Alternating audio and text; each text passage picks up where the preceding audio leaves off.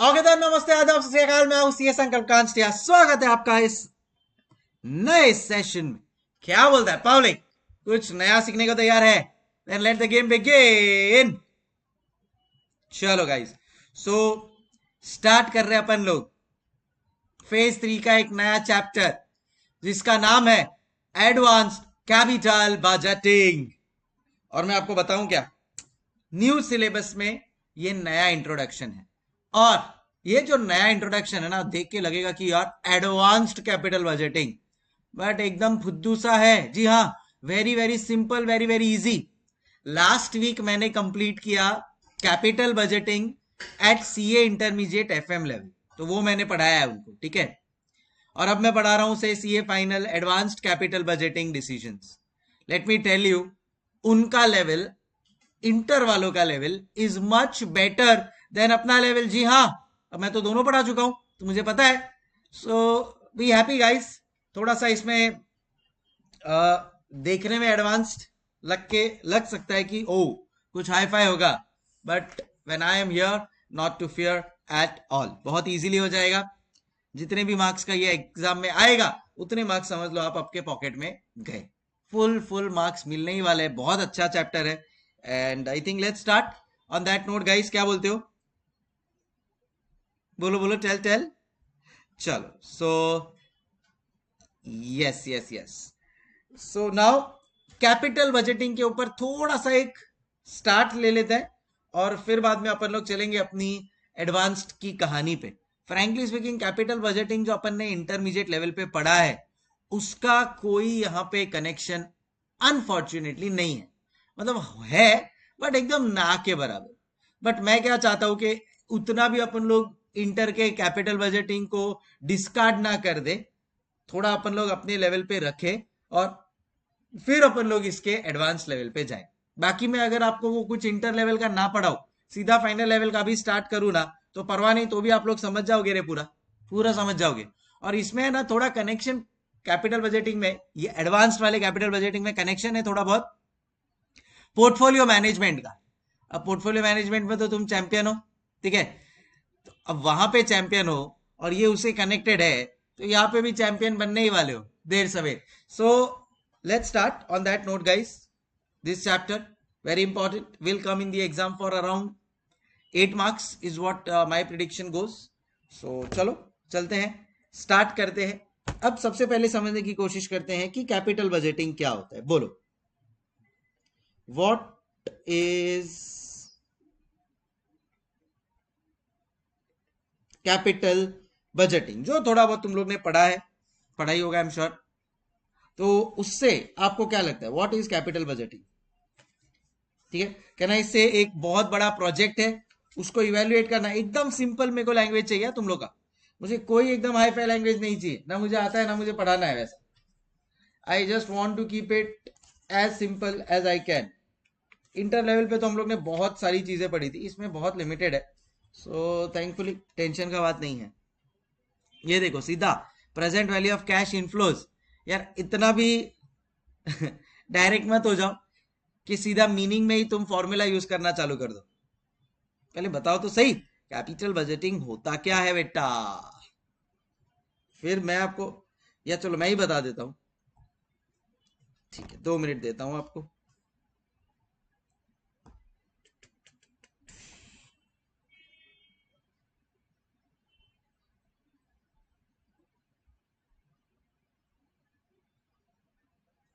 Comparing inflows and outflows to see if it is beneficial. ये भी यार, ये तुम लोग है ना आंसर्स कैसे दे रहे हो पता है? एक ऐसे आंसर्स दे रहे हो मेरे को जैसे कि तुम लोग का कोई यहाँ पे एग्जाम चालू है। अरे जनरल बात बताओ ना। कोई बच्चा आएगा तुम्हारे पास, कोई बच्चा आके पूछेगा बेटा कैपिटल बजटिंग क्या होता है, तो उसको ये सब बोलोगे comparing cash inflows with cash outflows? No. ये देखो, ये लिख रहा है बिजनेस में फंड्स का प्रॉपर एलोकेशन। नहीं बेटा, उसको तो capital structure and cost of capital बोलते हैं। बिजनेस में फंड्स के प्रॉपर एलोकेशन को वो सब बोलेंगे। चलो ठीक है, अच्छा लगा ये देख के कि तुम्हारा इंटर का कैपिटल बजटिंग कितना स्ट्रांग है। चलो मेरे को पता चल गया मुझे क्या लेवल पे अभी ये स्टार्ट करना पड़ेगा चैप्टर को। कैपिटल बजटिंग का मतलब होता है, लिखो मेरे साथ साथ में लिखो, बहुत सिंपल सा चीज है। It is basically, it involves, I would say, project evaluation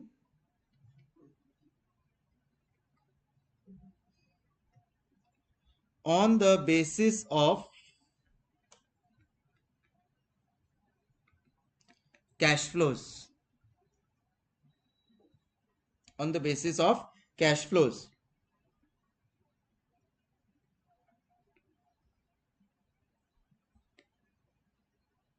ठीक है। और जब मैं इधर प्रोजेक्ट की बात करता हूं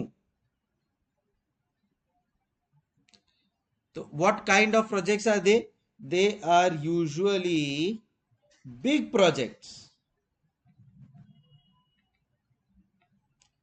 They are usually big projects involving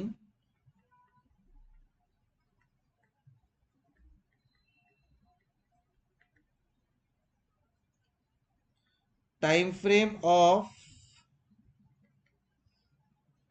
more than 1 to 2 years, more than that, है ना। प्रोजेक्ट को इवेल्युएट करना वेदर इट इज बेनिफिशियल और not, yes, on the basis of cash flows. किस बेसिस पे? कैश फ्लोज की बेसिस पे।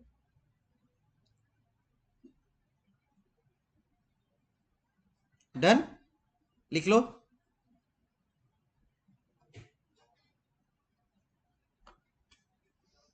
चल, अब इसमें बहुत सारे मेथड्स होते हैं जिससे अपन लोग कैश फ्लो को इवेल्युएट करते हैं। पहला मेथड मैं आप लोगों को बताने वाला हूं and that is the most you can say used method, जिसको बोलते हैं अपन लोग NPV method, net present value method. So methods to evaluate capital budgeting project, methods to evaluate capital budgeting project।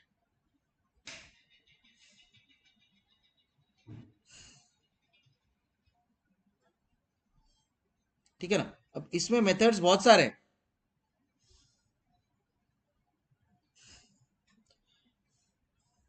ध्यान से मैं तुम लोग को पूरा आइडिया दे रहा हूं कि कौन से मेथड्स है। जैसा मैंने बोला, अभी मैंने इंटर में पढ़ा है तो मुझे तो एकदम फ्रेश है।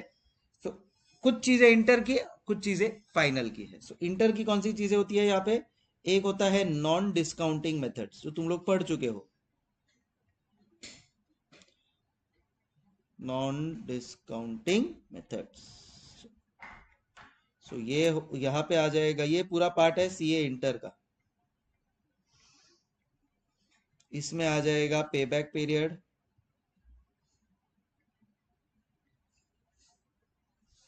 दूसरा ARR, accounting rate of return,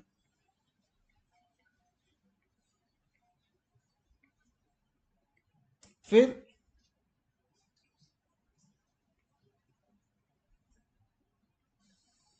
second. अब उसके बाद आते हैं डिस्काउंटिंग मेथड्स।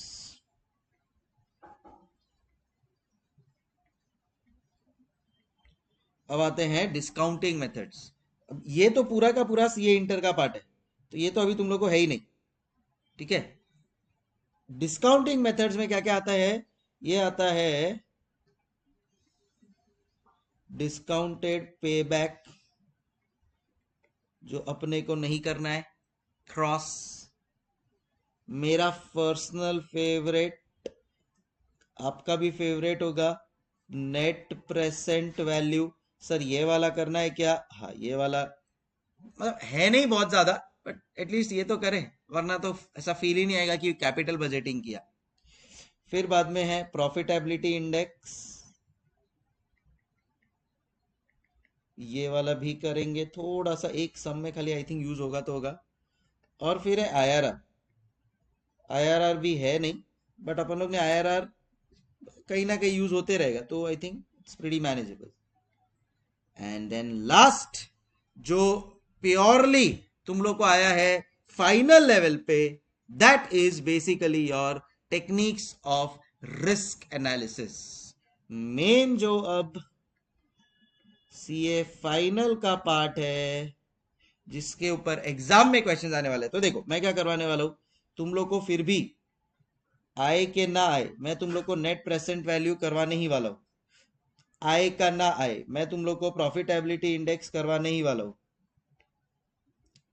मैं तुम लोग को प्रॉफिटेबिलिटी इंडेक्स करवाने ही वाला हूं 101%।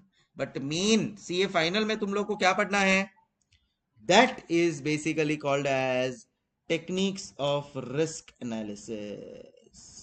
जी हाँ,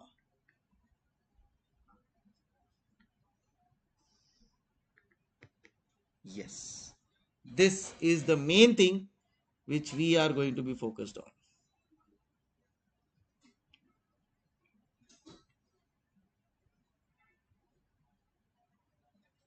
ठीक है सर, ये चैप्टर से कितने मार्क्स का आएगा, 8 मार्क्स, अप्रॉक्स 8 मार्क्स का। ऑलराइट गाइस, चल प्लीज ये चार्ट बना लो। सो मेन अपने को पढ़ना क्या है, this is what we have to study. फटाफट ये चार्ट बना लो, जो ग्रीन एंड ब्लू में है वो अपन लोग एक टच बेस ले लेंगे और फिर टेक्निक्स ऑफ रिस्क एनालिसिस के ऊपर जाएंगे। फटाफट बना लो।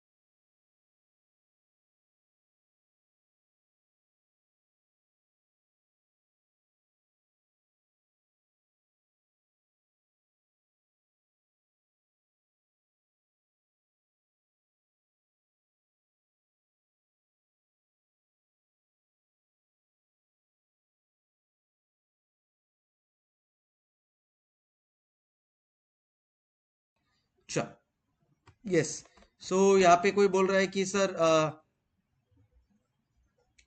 आईसीआई की वेबसाइट पे चैप्टर वाइज वेटेज है न्यू सिलेबस का। If you are asking me, let me tell you, yes है। Can we rely on that, absolutely not. Last time भी जब न्यू सिलेबस आया था ना, तो इंस्टीट्यूट ने अपना वेटेज दिया था सिलेबस का, 2 अटेम्प्ट तक लगा, फॉलो होगा फॉलो होगा, 8 अटेम्प्ट हो गया उस न्यू सिलेबस का, एक बार भी वो वेटेज फॉलो नहीं हुआ कोई भी सब्जेक्ट में। सो वो आईसीआई है, वो कुछ भी कर सकता है। So we have to be prepared for everything, simple. And at this level, ठीक है, फाइनल लेवल, मुझे लगता भी नहीं है कि कोई वेटेज का बहुत ज्यादा इंपॉर्टेंस होता है या होना भी चाहिए। सब करके जाओ, जो आया उस हिसाब से अटेम्प्ट करो यार, सिंपल सी बात है ना। चल, so on that note we will move on. अब जो मेरे को चीजें करानी है यहाँ, मुझे करवानी है 3 चीजें, थिंग्स टू बी डन। सबसे पहला उसमें मैं करवाने वाला हूं एनपीवी, जिसको अपन बोलते हैं net present value. Net present value, ये वर्ड नेट क्यों यूज किया है, ठीक है ना, इसको प्रॉपरली डिकोड करते हैं। देखो बहुत इन डेप्थ भी नहीं जाऊंगा मैं, एक तो मैं तुम लोग को टाइम वैल्यू ऑफ मनी पढ़ा चुका हूं, टाइम वैल्यू ऑफ मनी का मेरा ओपन लेक्चर भी है, तो तुम लोग कभी भी चाहो ओपन लेक्चर देख सकते हो, यूट्यूब पे मैंने उसका वीडियो डाला हुआ है, तो उससे तुम लोग को प्रेजेंट वैल्यू और वो सब का आइडिया तो आते ही रहेगा। ठीक है, अब मैं बता रहा हूं तुम लोगों को कि नेट वर्ड यूज क्यों किया है। नेट वर्ड इसके लिए यूज किया है बिकॉज जब अपन लोग ये कैलकुलेशन करते हैं, so what we do is we have a inflow जिसको अपन लोग माइनस करते हैं आउटफ्लो के साथ, तब जाके अपने को मिलता है रिजल्ट कि भाई क्या आया है, जिसको अपन लोग ने नाम दिया है एनपीवी, नेट प्रेजेंट वैल्यू। अब ये जो नेट वर्ड है, इसके आगे लगा है वर्ड प्रेजेंट। प्रेजेंट क्यों लगा है, because we want everything in present value terms, we want everything in present value terms.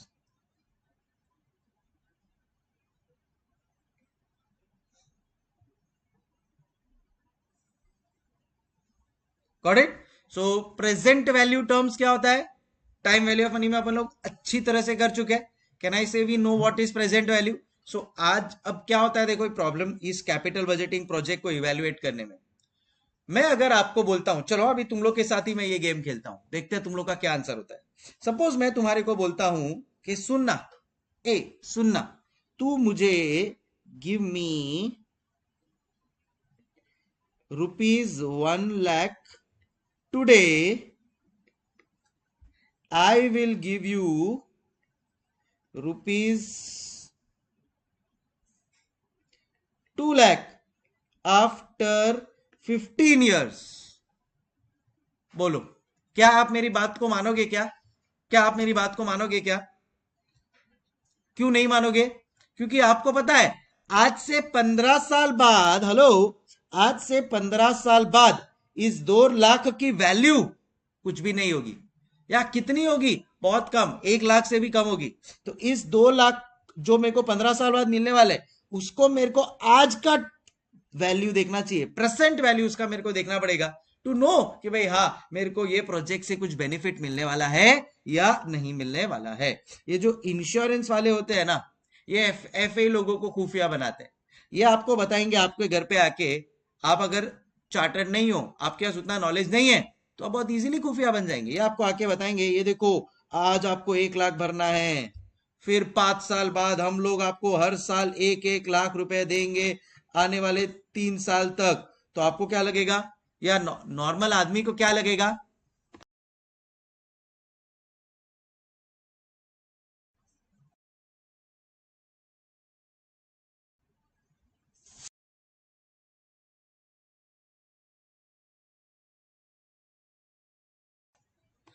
तो वो आपको बोलेंगे 3 लाख रुपए हम आपको देंगे 15 साल बाद। अरे मेरे भाई, 15 साल बाद तू जब मुझे 3 लाख रुपए देगा, तब इसका वैल्यू अगर मैं आज प्रेजेंट वैल्यू टर्म्स में निकालू तो मालूम पड़ता है यार कुछ भी नहीं है, चना कुरमुरा है, 5% रिटर्न भी नहीं है। So that is where it becomes very important कि कोई भी प्रोजेक्ट जो 1 साल से ज्यादा हो, उसको अपने को प्रेजेंट वैल्यू टर्म्स में लेकर आने का और चेक करने का। और एनपीवी का काम वही है, वो चेक करता है कि बॉस आज के टर्म्स में, भाई मेरा आउटफ्लो है ना, क्या हो जाता है पता है, आज का आज ही चले जाता है। इनफ्लो मेरे को over a period of time मिलता जाता है, ये 1 साल का, ये दूसरे साल का, ये तीसरे साल का, वैसा ऐसा करके। अब ये अगर मैं देखते जाऊंगा ना, तो over a period of time इसको मैं डिस्काउंटिंग करता हूँ। डिस्काउंटिंग का मतलब, कंपाउंडिंग का मतलब सब समझता है तुम लोग को। टाइम वैल्यू ऑफ मनी देख लेना वापस से, अगर नहीं याद है तो open video on YouTube available.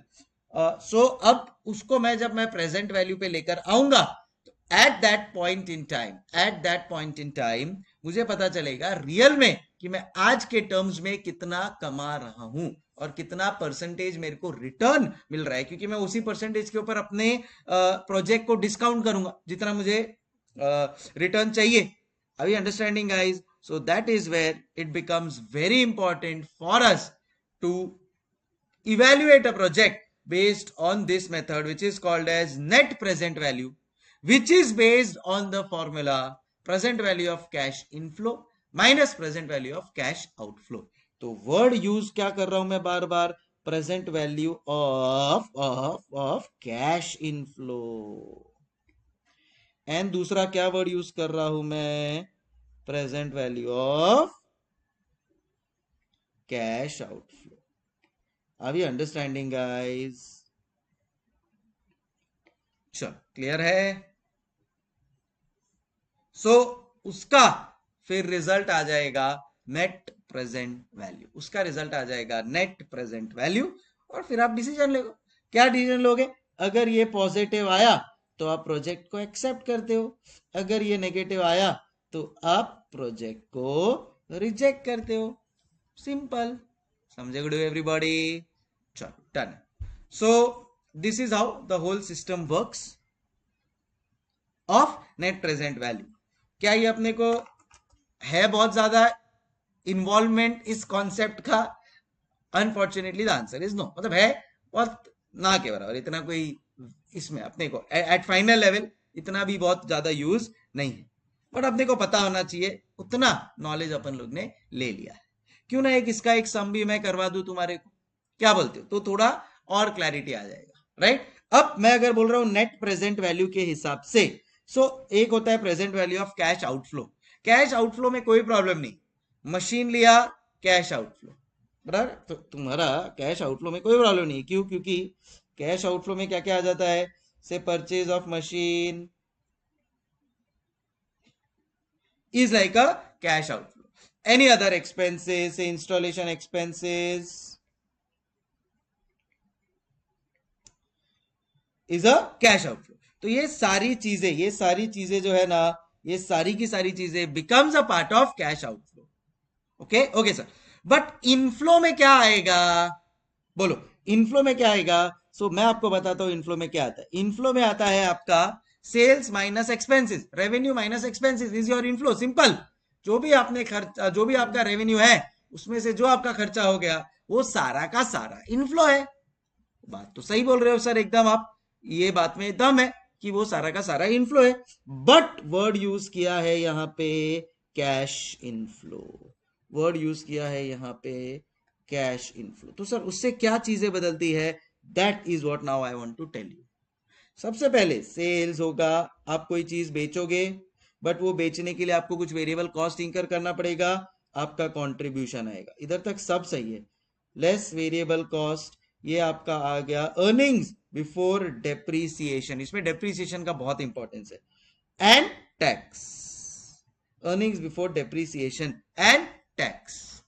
अब मैं क्या करूंगा पता है क्या, मैं करूंगा लेस डेप्रीसिएशन, तो मुझे मिल जाएगा अर्निंग बिफोर टैक्स। मैं करूंगा लेस टैक्स, मुझे मिल जाएगा अर्निंग्स आफ्टर टैक्स। क्या मैं इधर वर्ड यूज कर सकता हूं क्या, cash flow? The answer is no, this is not cash flow. Cash flow का मतलब होता है रियल कैश कितना आया है, रियल कैश कितना गया है। तो सेल्स करता हूं तो क्या मेरे पास रियल कैश आता है? द आंसर इज यस, मतलब आज नहीं तो कल रियल कैश आता है, डन। वेरिएबल कॉस्ट इंकर करता हूं तो इमीडिएटली पैसा दे दिया ऐसा नहीं है, बट पैसा देना है आज नहीं तो कल, सो रियल कैश गया। फिक्स्ड कॉस्ट रियल कैश गया।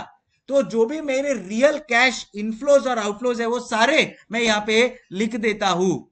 फिर भी मैंने ये कैश फ्लो के उधर बाजू में क्रॉस मार्क मारा है, एफा क्यू, क्योंकि मैंने यहां पे लिया है लेस डेप्रीसिएशन। तो सर डेप्रीसिएशन क्यों माइनस किया? क्योंकि वो तो एक नॉन कैश एक्सपेंडिचर है। Guys guys guys, hello guys, can I से डेप्रीसिएशन तो एक नॉन कैश एक्सपेंडिचर है। फिर मैंने उसको क्यों माइनस किया? Only for one thing, and that is because I am going to get a tax benefit of depreciation. जैसे ये टैक्स बेनिफिट ऑफ डेप्रीसिएशन मैंने ले लिया, मैं उसको वापस ऐड बैक कर दूंगा। अब मेरे यहां पे सिस्टम में जो भी बचा है वो सारा का सारा है कैश इनफ्लो, वो सारा का सारा है कैश इनफ्लो। ए समझ गए एवरीबॉडी? सर ये टैक्स बेनिफिट ऑफ डेप्रीसिएशन कैसे आता है? चलो आओ बताता हूं मैं आपको, इसको समझाऊंगा मैं by using two profit and loss account. अब देखो, मैं अगर इधर लिखता हूं मेरा gross profit, normal sales minus purchase और वो सब एडजस्टमेंट करके मेरा ग्रॉस प्रॉफिट आया 50,000, से मेरा एक्सपेंसेस है, नॉर्मल एक्सपेंसेस है 5,000, तो मेरा नेट प्रॉफिट कितना आएगा 45,000। इसके ऊपर मेरे को टैक्स भरना पड़ेगा, से टैक्स एट द रेट 30%। तो 45,000 का 30% होता है 13,500। सो अपने को मिल जाएगा net profit after tax, and that is 31,500। समझ में आया क्या एवरीबॉडी? यस सर, ये तो पता है हमारे को। अब सुनना, अब सुनना ध्यान से मेरा नेक्स्ट एग्जांपल। मेरा नेक्स्ट एग्जांपल है, ये हुआ एग्जांपल 1, दूसरा है एग्जांपल 2। नेक्स्ट एग्जांपल में है मेरा PNL account.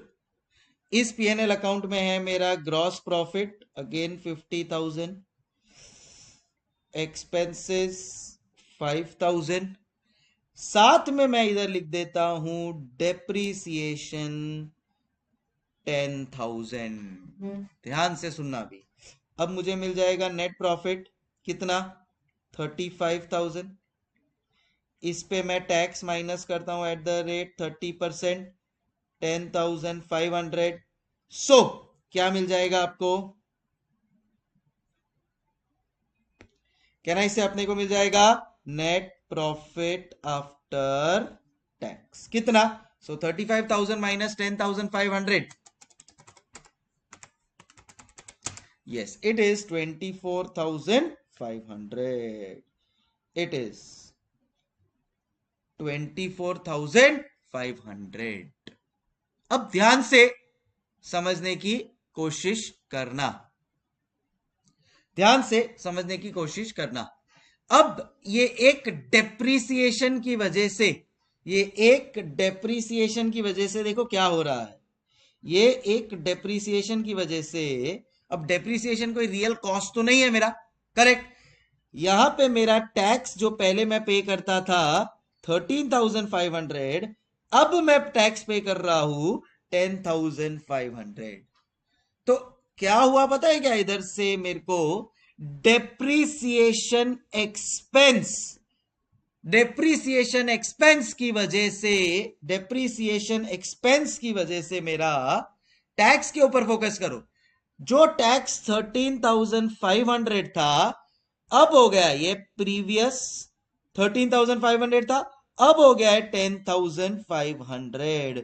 So can I से 3,000 मेरा टैक्स में बच गया, 3,000 मेरा टैक्स में सेविंग्स हो गया ना। ये था मेरा प्रीवियस टैक्स, ये है मेरा नाउ टैक्स।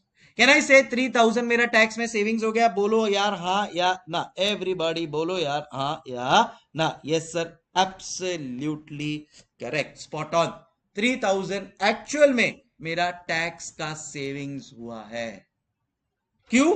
क्योंकि मैंने इधर मेरे डेप्रीसिएशन को डेबिट किया, जिसकी वजह से पहले मैं 13,500, अब अभी भी ये नॉन कैश एक्सपेंडिचर है, इसको सपोज मैं डेबिट नहीं करता तो मेरा ये सिचुएशन होता, ऊपर वाला सिचुएशन होता। बट बिकॉज मैंने डेप्रीसिएशन को डेबिट किया तो उसकी वजह से क्या हुआ बेनिफिट, मेरा टैक्स में सेविंग्स हुआ है।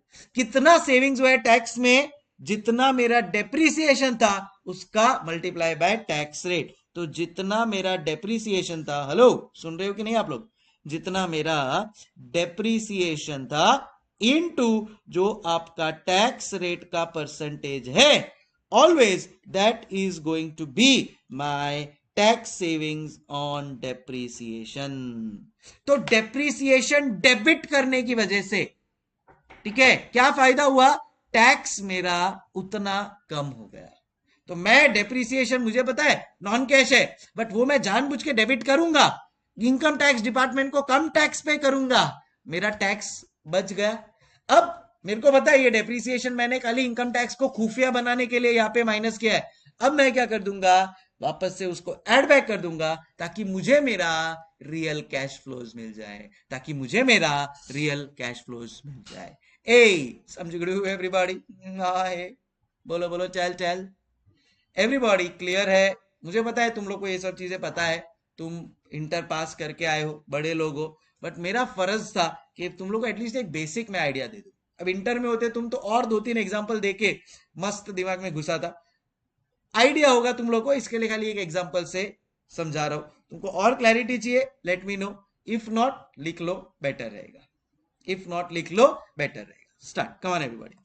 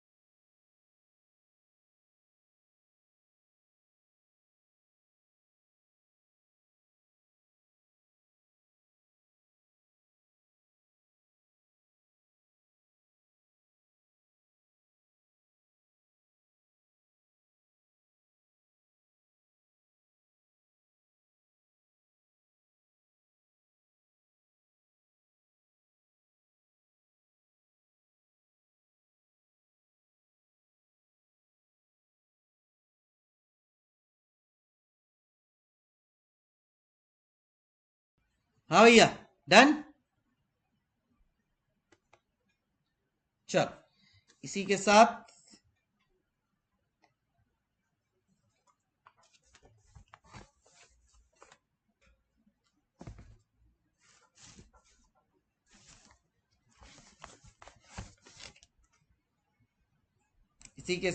बढ़ते हैं अपन आगे।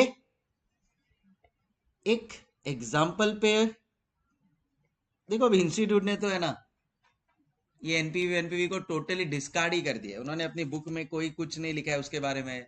तुम सोचो ना यार, कैपिटल बजटिंग जैसा चैप्टर, और उन्होंने एनपीवी का कोई नामो निशान नहीं रखा है। Can you imagine?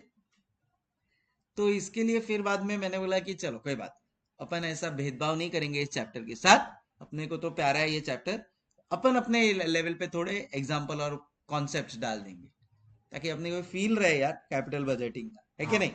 चलो, on that note guys, everybody let's start. Let's start, write down. मैं भी एग्जांपल लिखवा रहा हूँ, सब लोग एवरीबॉडी एग्जांपल लिखेंगे। Start, come on, write down.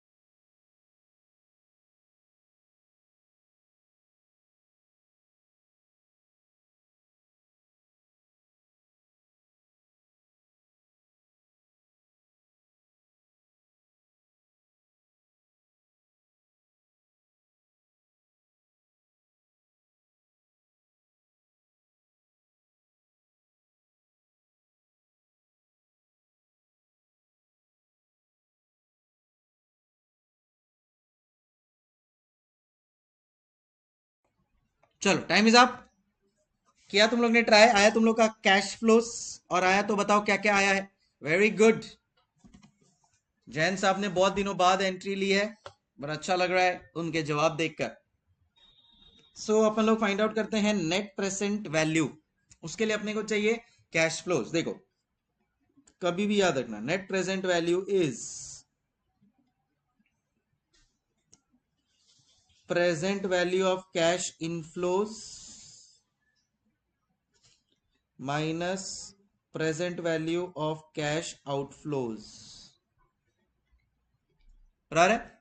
अच्छा, present value of cash outflows कभी भी याद रखना, कैश आउटफ्लोज का मच होता ही नहीं है, इतना सिंपल होता है। दे दिया है, देखो purchase of new machine 1 lakh, ले माइनस कर दिया हमने 1 लाख, माइनस कर दिया हमने 1 लाख। अब मेन क्या है बाबूजी, मेन क्या है? Present value of cash inflows, working note 1। इससे अपने को मिल जाएगा net present value, net present value. चलो अब नेट प्रेजेंट वैल्यू के लिए मेरे को चाहिए वर्किंग नोट 1 का present value of cash inflows. So let's start, we will write here present value of cash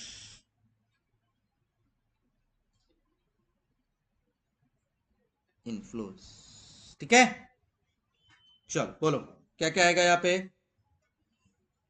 year 1 2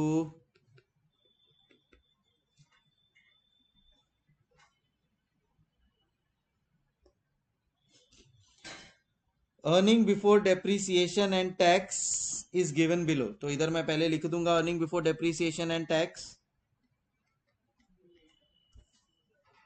earning before depreciation and tax क्या आएगा? चार चीजें हैं यहाँ पे मेरे पास, देखो 45,000 आया, 30,000, 25,000, 35,000। सो वो अपन लोग पहले लिख लेंगे भाई। तो earning before depreciation and tax जो अपने को दिया हुआ है क्वेश्चन में, अगेन ना मैं भी ये जो लिखवा रहा हूं it is not a part of your syllabus at all, but एक थोड़ा बोलते ना किक स्टार्ट तो चाहिए ना अपने को यार, तो ये किक स्टार्ट है अपने लिए।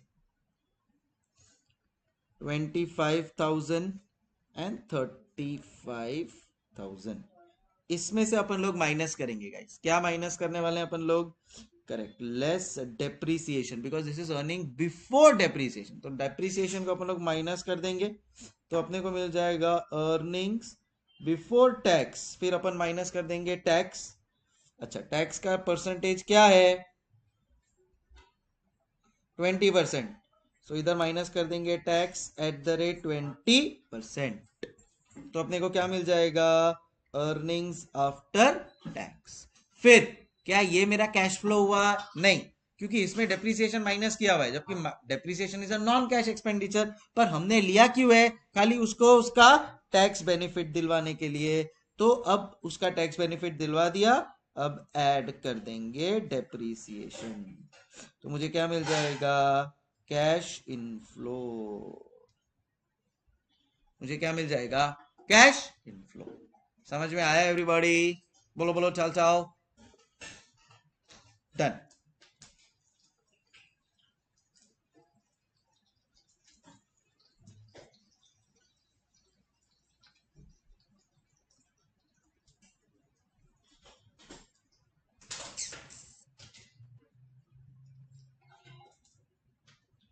चल करे माइनस। चल डेप्रीसिएशन कितना दिया देखो। अभी डेप्रीसिएशन अपने को फाइंड करना पड़ेगा। एसएलएम मेथड है, लाइफ 4 इयर्स है। तुम लोग को दिखा ये दो चीज, बस यही दो चीज मेन डिटरमाइनिंग फैक्टर है। एसएलएम मेथड है, लाइफ 4 इयर्स है।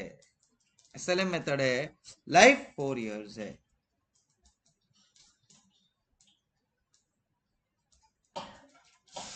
Right, so that's how the system works. So अभी मेरे को बताओ, अभी मेरे को बताओ डेप्रीसिएशन कितना आएगा। तो working note 2, calculation of depreciation, we will say कि बॉस 1,00,000 का कॉस्ट है, 4 साल की जिंदगी है, 25,000 per annum is the depreciation. So यहां पे अपन लोग माइनस कर देंगे 25 25,000 एंड 25,000, राइट। चलो अर्निंग्स बिफोर टैक्स आ जाएगा मेरा 20,000 गाइस, यहां पे 5,000, zero in third case for now, and 10,000। अब मैं टैक्स माइनस कर दूंगा। अब ये डेप्रीसिएशन की वजह से टैक्स मेरे को जीरो पे करना पड़ रहा है, बट मेरा कैश फ्लो एक्चुअल में 25,000 हुआ है, ये फायदा है। ये जो थर्ड है ना, थर्ड ईयर, वो अपने को रियल में दिखाता है कि यार कितना अच्छा है डेप्रीसिएशन, है क्या नहीं। चलो नेक्स्ट है मेरा ये tax 20%, so this will be 4,000, earnings after tax 16,000, add back depreciation 25,000, cash inflow मिल जाएगा 41,000 का। अच्छा एवरीबॉडी, डन सर। देन 5,000 था, लेस 20%, सो 1,000, सो ये आ जाएगा 4,000, add back depreciation 25,000, we will get 29,000। Third year का निकाला हुई है, फोर्थ ईयर का 2,000, सो मेरे को मिल जाएगा 8,000, एड डेप्रीसिएशन 25,000, 33,000 आ गया। Got it guys. अब डिस्काउंटिंग फैक्टर की बारी है। सो लेट्स से अपना डिस्काउंटिंग फैक्टर अपन रखते हैं 10%। तो चलो यहां पे मैं लिखवा देता हूं वो वाली चीज भी, कि इधर ब्रैकेट में लिख देते भाई, discounting factor of project at the rate 10%। ठीक है। चलो अब last working note, that will be working note 3R. Why? To calculate present value of cash inflows. मेरे पास है ईयर 1 2 3 4, बोलो क्या क्या है। 41,000, 29,000, 41, 29, 25 एंड 33,000, बराबर है। इसका discounting factor multiply by discounting factor at the rate 10%, बराबर है। सो क्या अपने को आता है कैलकुलेट करना, 1 डिवाइड बाय 1.1। याद रखना जब आप फ्यूचर वैल्यू फाइंड करते हैं तो आप कंपाउंड करते हो, यहां पे आप फ्यूचर से प्रेजेंट पे लेकर आ रहे हो तो आप डिस्काउंट करोगे।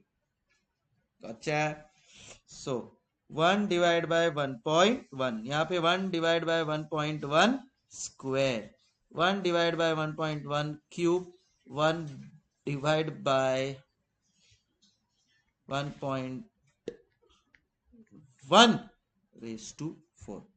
So it will be 1 divided by 1.1, 0.909, 0.826, 0.751, 0.683, right. Finally आ जाएगा अपना present value of cash inflows. बोलो 41,000 इंटू 0.909 कितना होता है, 37269 प्लस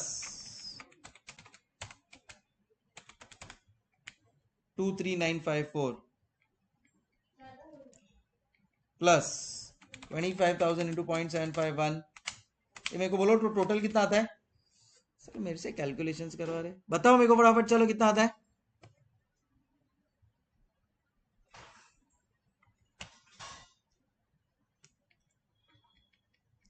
बोलो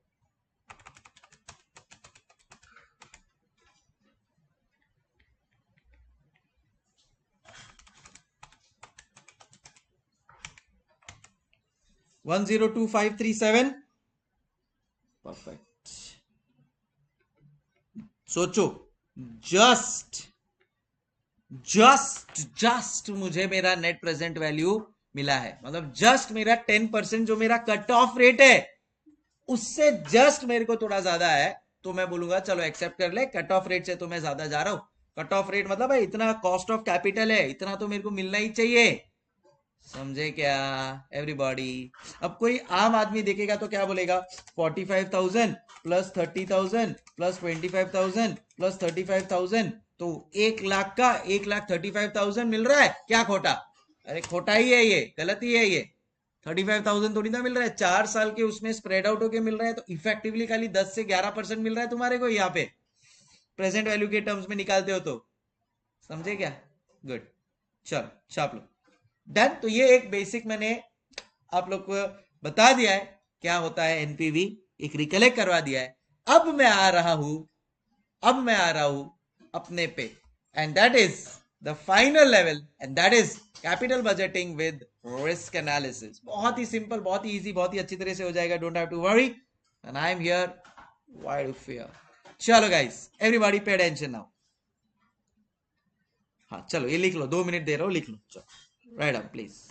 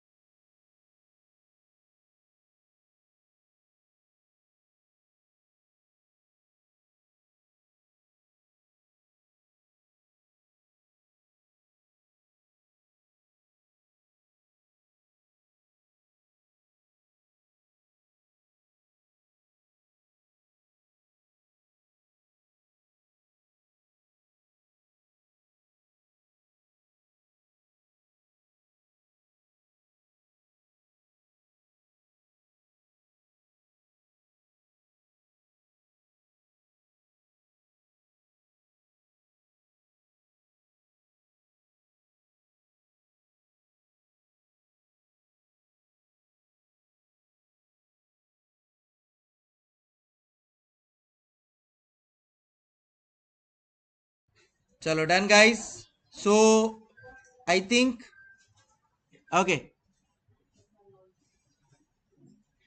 सर रियल लाइफ में हम डिस्काउंटिंग किस रेट से करते हैं? सो देख, जो भी तेरा कॉस्ट ऑफ कैपिटल होगा पहले तू कैलकुलेट करेगा, थ्रू डिवेंचर्स, थ्रू लोन, जो भी तूने लिया होगा वो तेरा बाय डिफॉल्ट डिस्काउंटिंग रेट बनता है कि भाई उतना तो मुझे मिले ही मिले, फिर उसके ऊपर जो भी हो दैट इज ऑलवेज गुड, वैसा दैट्स द होल प्लान।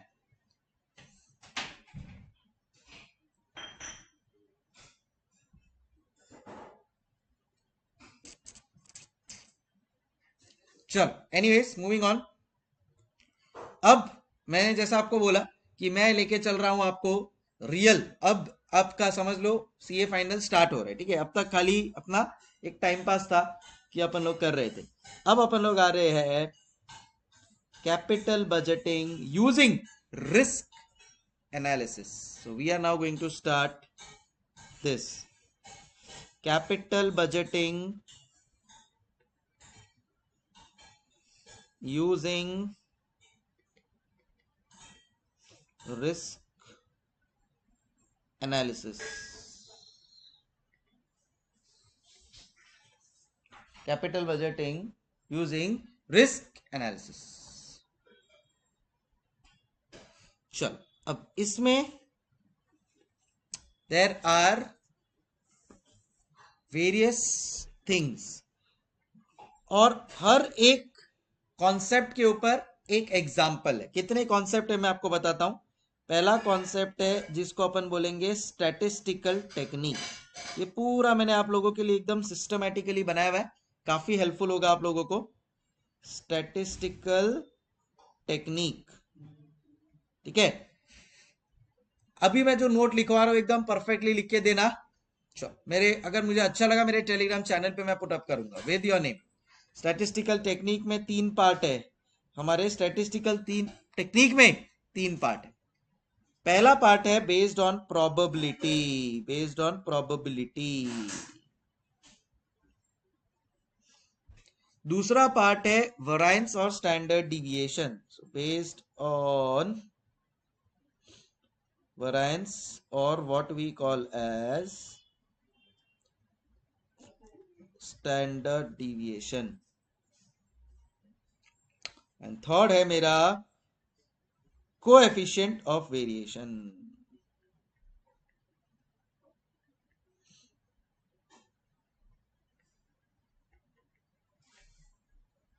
ठीक है, डन।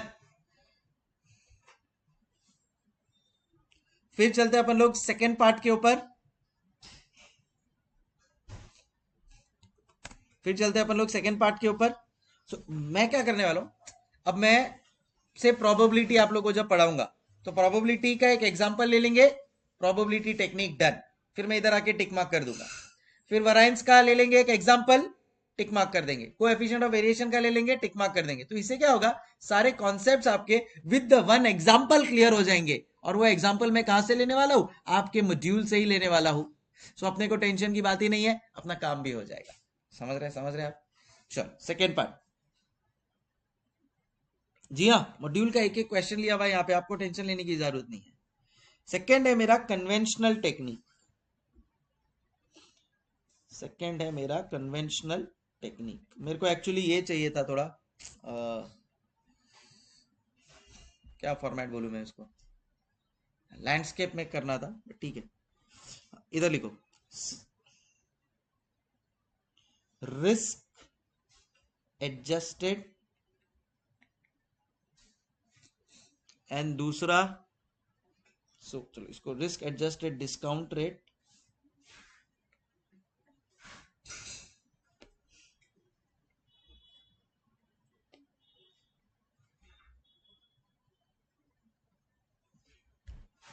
एंड दूसरा सर्टेनिटी इक्विवेलेंट।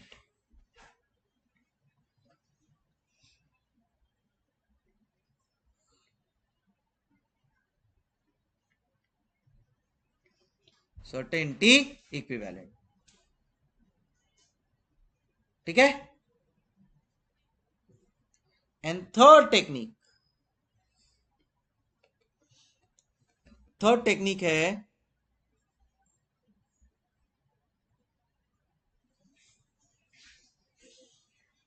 Other techniques. इसमें 4 पार्ट है, चारों एकदम दिग्गज है। पहला sensitivity analysis,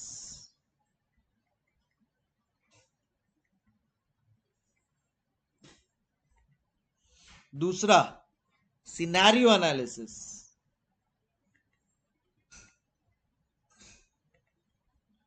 third simulation analysis,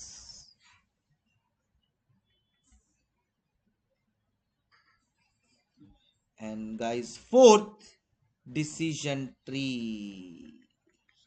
fourth decision tree. चलो प्लीज एवरीवन ये लिख लो। जैसे ये हो जाता है एक बार डन बोलो, फिर मैं आगे बढ़ता हूं। Come on everyone.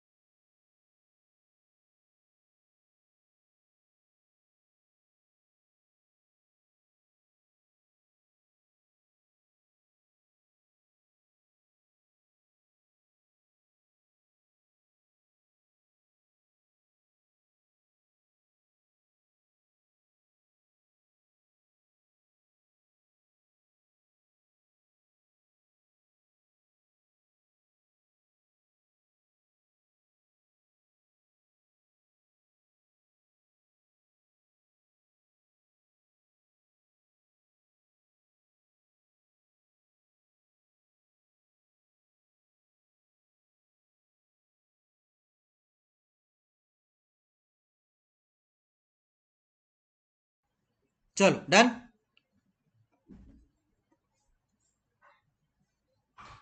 ओके आ जाओ, लेट्स नाउ कंटिन्यू। अब जैसा मैंने आप लोगों को बोला कि what I will do is pickup one method और उसका एग्जाम्पल करेंगे और उसको सॉल्व करेंगे, ठीक है। तो सबसे पहला मेथड कौन सा है अपना किडा गाइस? अपना सबसे पहला मेथड कौन सा है? Yes, the first method is probability.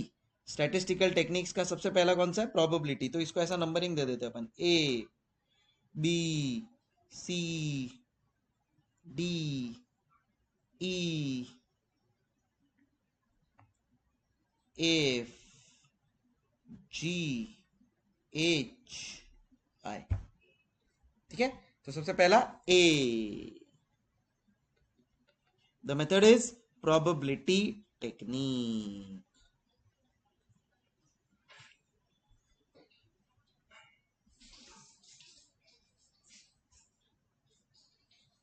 Probability technique.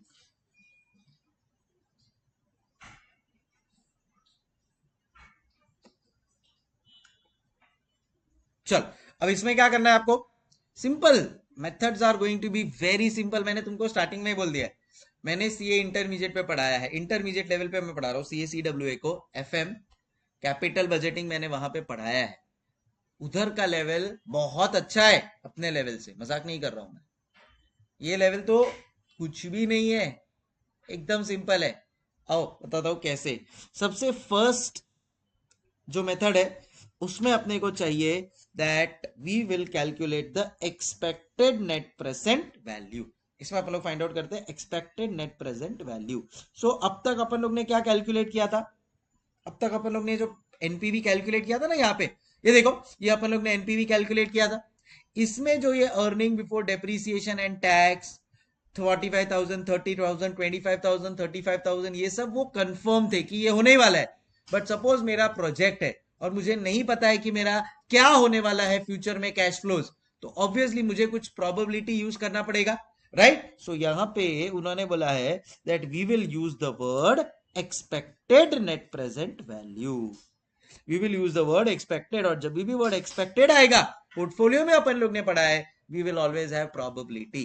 क्या लग रहा है आपको, क्या आप अपने फर्स्ट अटेम्प्ट में फाइनल एग्जाम्स क्लियर कर पाएंगे? तो आप आपका एक्सपेक्टेड रिजल्ट मेरे बताएंगे। तो एक्सपेक्टेड रिजल्ट में आप लिखोगे कि ये प्रोबेबिलिटी है एफआर में मार्क्स आने का, एएफएम में मार्क्स आने का ये प्रोबेबिलिटी, ऑडिट में, लॉ में, टैक्स में, whatever. That's how you will calculate your expectations based on a probability. So wherever word expected is there, तू जहां जहां चलेगा, expected बोलता है, तो probability expected को बोलता है मेरा साया साथ होगा, मेरा साया। समझ रहे हैं, ये एक पुराना गाना है, तुमको नहीं पता होगा, इट्स ओके। चलो आ जाओ। तो expected NPV is equal to, अपने पेरेंट्स को पूछ लेना,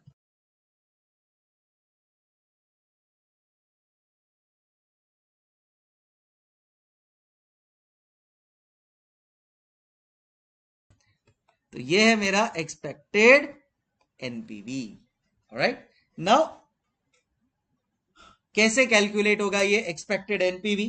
सो सीधी सी बात है, जो मेरा कैश इनफ्लो है, अभी मैंने तुम लोग को है ना बताते बताते बता ही दिया था ना कि ये जो मेरा कैश इनफ्लो है ये मेरा कंफर्म कैश इनफ्लो दिया हुआ है ये क्वेश्चन में। बट जब कंफर्म कैश इनफ्लो नहीं है, कैश इनफ्लो प्रोबेबिलिटी के बेसिस पे है, यार मुझे लग रहा है कि 45,000 आएगा, इसका मुझे लग रहा है 20% चांस है, 30,000 होगा, मुझे लग रहा है 30% चांस है। ऐसे करते करते जब आप कैलकुलेट करेंगे ना, so that will give you expected NPV. So उसके लिए आपका present value of cash inflow भी एक्सपेक्टेड होगा बेस्ड ऑन प्रोबेबिलिटी। समझ में आया आपको? So it will start like this, present value of expected cash inflow, present value of expected cash inflow minus as usual present value of cash outflow। अब ये तो एक ही साल का होता है, फर्स्ट ईयर का ही, तो इसका तो कोई इतना लोड नहीं है। इससे आपको क्या मिल जाएगा? Expected net present value. Please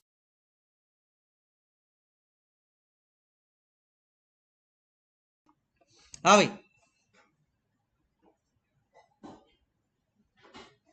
ठीक है। चलो, अब ये एक्सपेक्टेड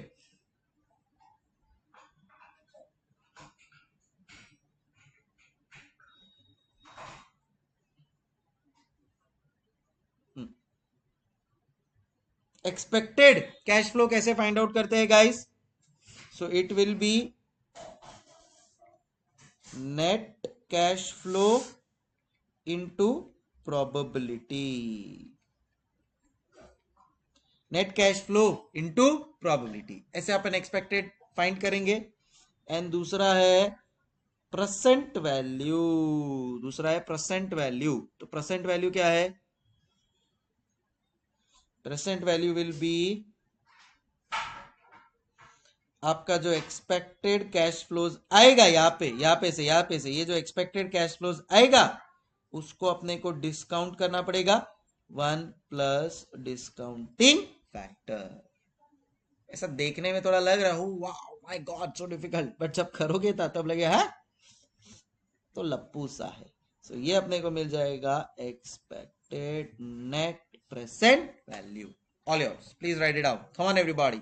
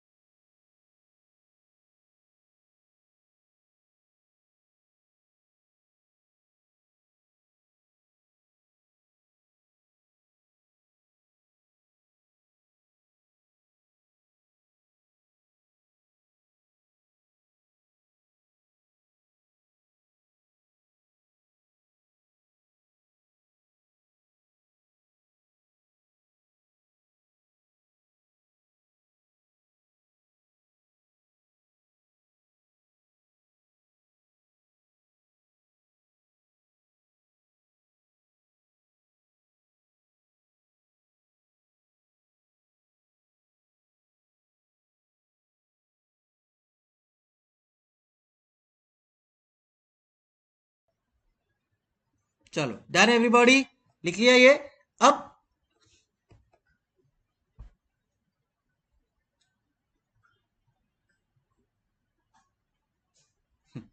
चलो, सो अब आप लोगों को करना है, आप लोगों को करना है, देखो सीधा question number 4 from the text book. 5 minute दे रहा हूं मैं maximum. Your time starts now. आप मुझे करके बताएंगे ये question. I am waiting. Start everybody. Can you brief once? अरे यार छोटी बात कर दी, चलो ब्रीफ करके बताता हूं क्या है क्या नहीं। डोंट वरी, बताता हूं, चलो आ जाओ।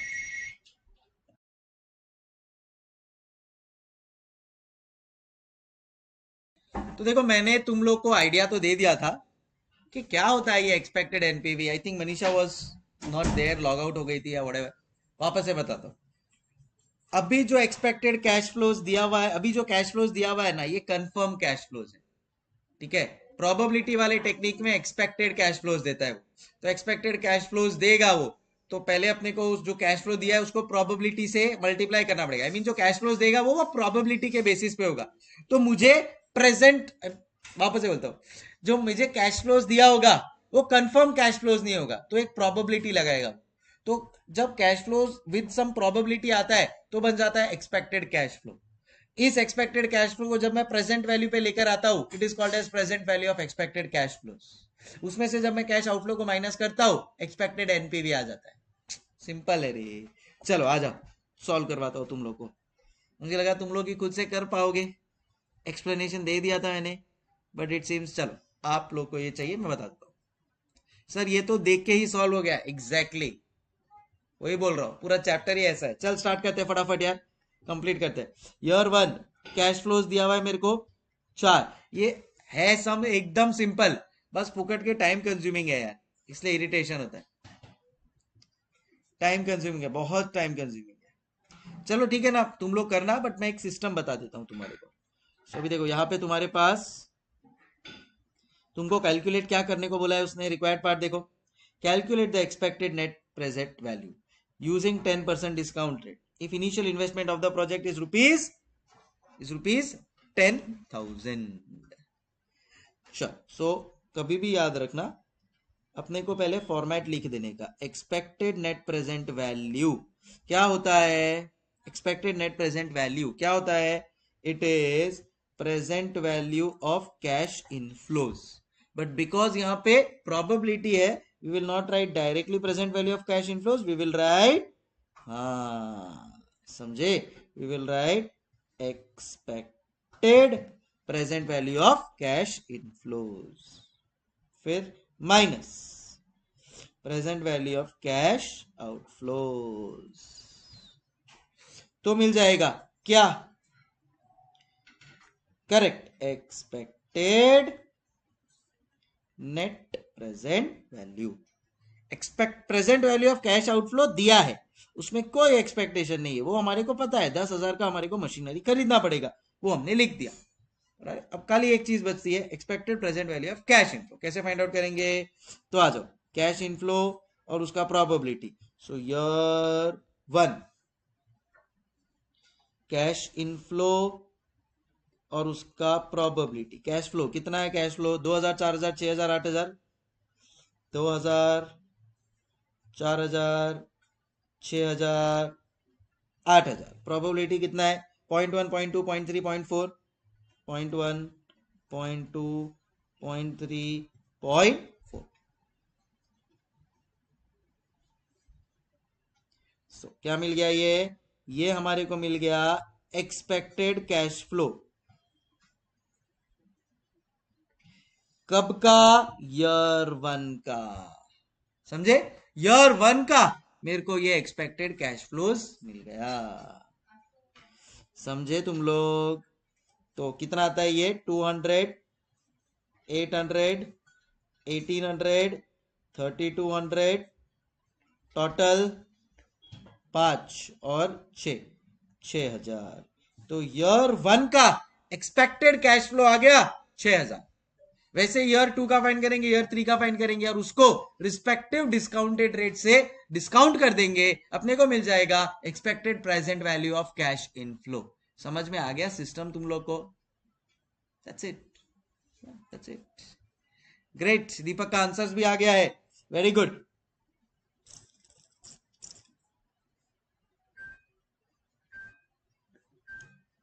Year 2 and year 3 same way में आपको कैलकुलेट करना है। सीधी सी बात है, डोंट एक्सपेक्ट मी के भाई ये कैलकुलेटिव पार्ट पे मैं इतना टाइम डालूंगा मेरा खुद का। तो 4800, 4200, thank you Deepak, I will rely on you. 4800 and 4200। अब इसको डिस्काउंट करना पड़ेगा। हेलो, ध्यान रखना, इसको डिस्काउंट करना पड़ेगा। हाँ, वो चीज भूलना मत। सो जब आप इसको डिस्काउंट करोगे तो आपको मिल जाएगा expected present value of cash inflow.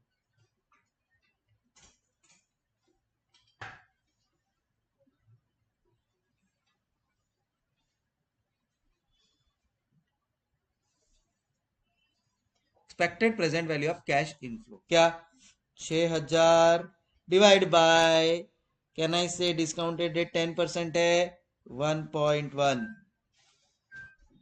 Plus 4800 divide by 1.1 square, 4200 divide by 1.1 cube, क्या मिल जाएगा? 6000 डिवाइड बाय 1.1। ऐसा नहीं होगा, हाँ, तो वो इंडिविजुअली कैलकुलेट करना पड़ेगा। 545439, मेरे को टोटल बोल देना सृष्टि, टोटल बोल देना, टोटल 12573 आ रहा है, वेरी गुड। ये मैंने ऐसे बताया है, तुम लोग नॉर्मल उसमें कैलकुलेट कर सकते हो, तुम लोग ऐसे भी कैलकुलेट कर सकते हो भाई। 6000 और ऐसे ही कर रहा है actually, discounting factor at the rate 10%। 6000, 4800, 4200, ठीक है। 0.909, 0.826, 0.751, and then finally present value, expected present value of cash inflow मिल जाएगा। समझे? Got it. 12574, 12574, expected net present value 2574। Hey, समझ गए एवरीबॉडी? All yours. 2 मिनट दे रहा हूं, देख लो, कुछ डाउट हो पूछ लो, if not we will move on. Please please everybody.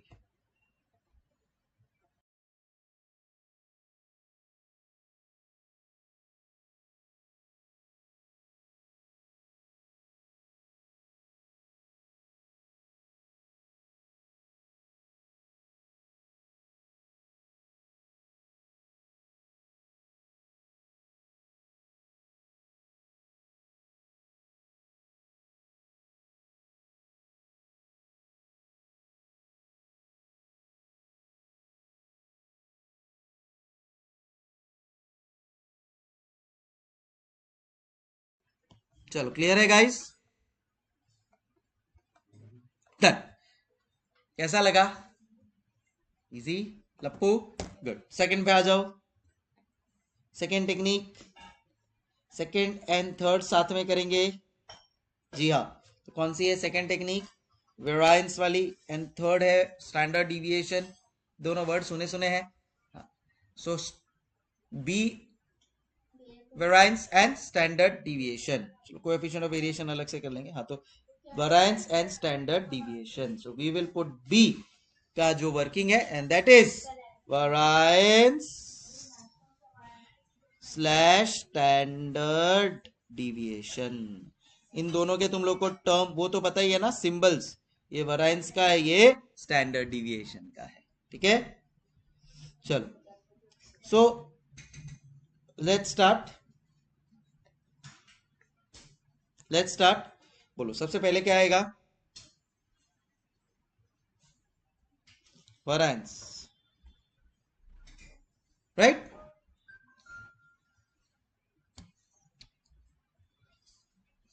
Right. Tell me, क्या आएगा वेरायंस में? Any idea? क्या करते थे अपन, याद है? X minus X bar the whole square into probability. बराबर है। पोर्टफोलियो मैनेजमेंट में यही करते थे, याद है? कि अपना एवरेज रिटर्न कितना है, एवरेज रिटर्न जो भी है उससे बाकी सब रिटर्न माइनस करेंगे तो पता चलता कितना डिविएशन है। जो डिविएशन है उसको स्क्वायर करते थे because we wanted a number, otherwise वो जीरो हो जाता था टोटल करने पे। So X minus X bar the whole square into probability, याद आया तुम लोग को?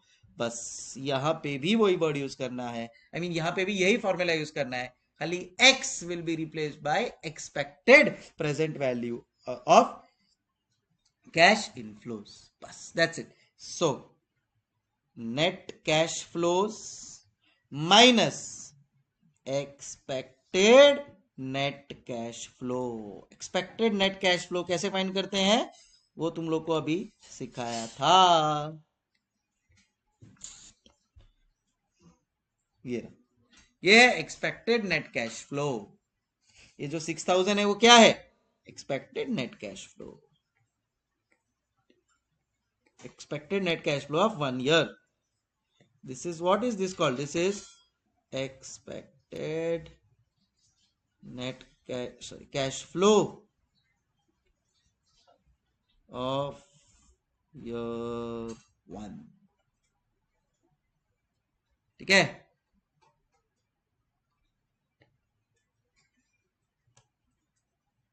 Got चलो बस लिख लो। हाँ अब मुझे बताओ वरांस क्या है, आई मीन वरांस ये है तो स्टैंडर्ड डिविएशन क्या होगा? हाँ वही है भाई।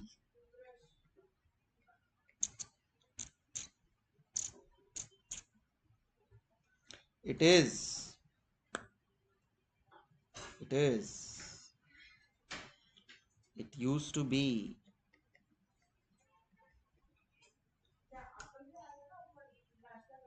It is.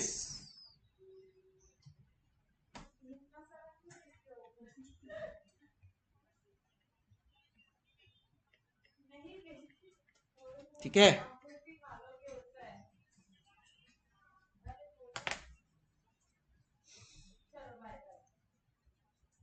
Please copy.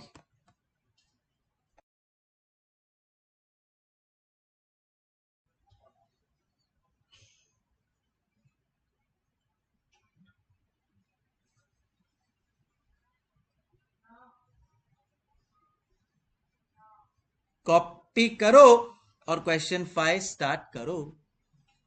Copy करो और क्वेश्चन 5 स्टार्ट करो।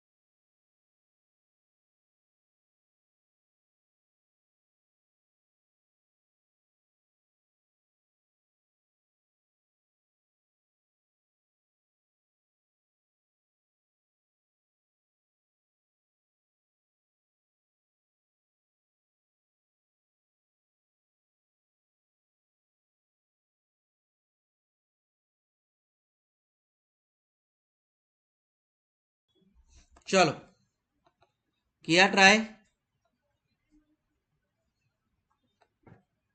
नोट्स वाला पेज चाहिए तुमको?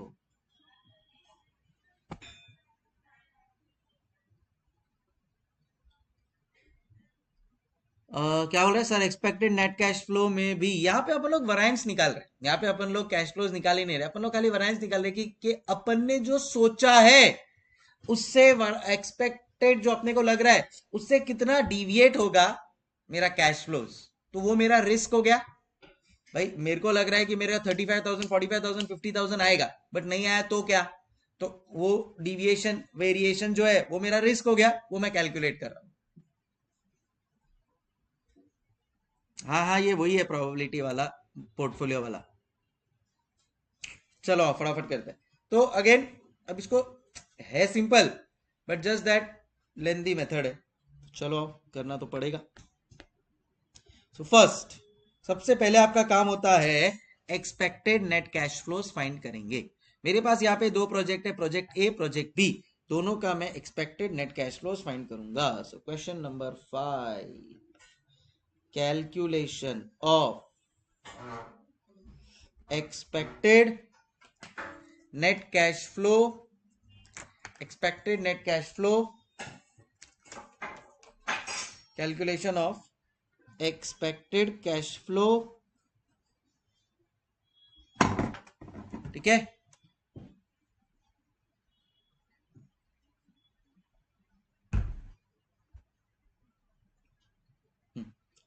of project A and project B.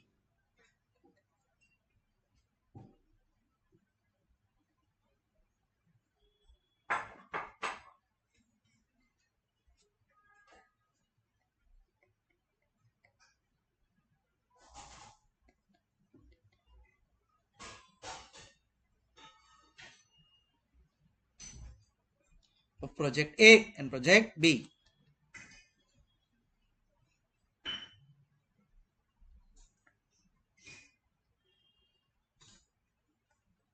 Project A, project B.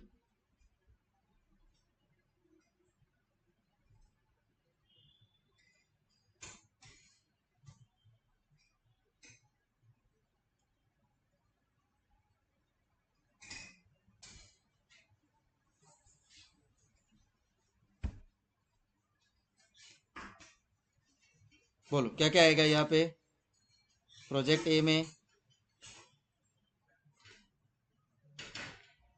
Expected net cash flows find करेंगे अपन।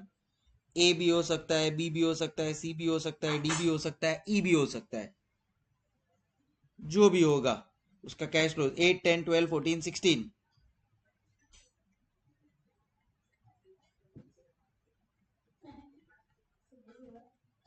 8 10 12 14 16 multiply by probability 0.1 0.2 0.4 0.2 0.1 0.1 0.2 0.4 0.2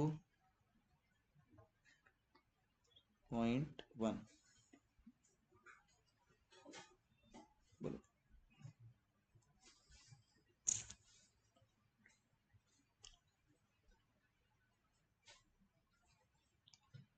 800 2000 4800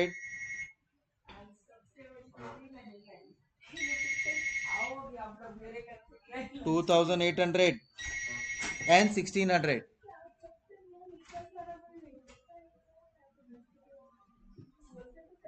चलो फाइनली फाइनली फाइनली अपने को मिल जाएगा एक्सपेक्टेड कैश इनफ्लो। क्या मिल जाएगा? Expected cash inflow. बोलो कितना आ रहा है? आ,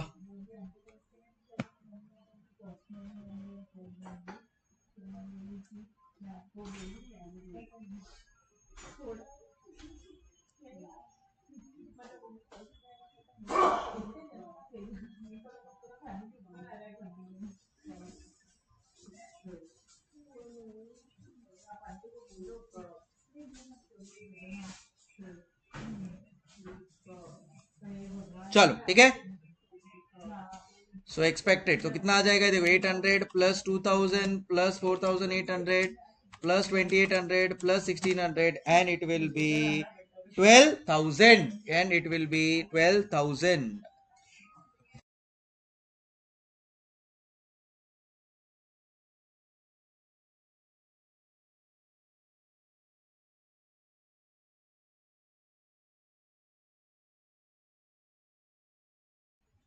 चलो सेम वे में आप लोग expected net cash flows find करोगे प्रोजेक्ट बी का। ऑलराइट, सो देखो कितना आएगा यहाँ पे,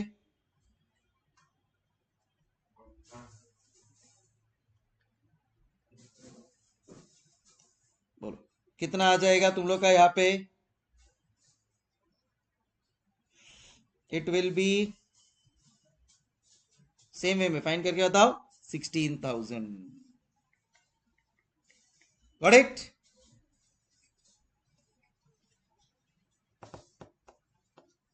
डन। अब क्या करना है, अब क्या करना है, what is going to be the next step. So ये एक मेरे को मिल गया है। अब यार अपन लोग बचपन से जो करते आए वही वाली चीज करनी है। सो अब अपन लोग करेंगे कैलकुलेशन, क्या, variance of project A.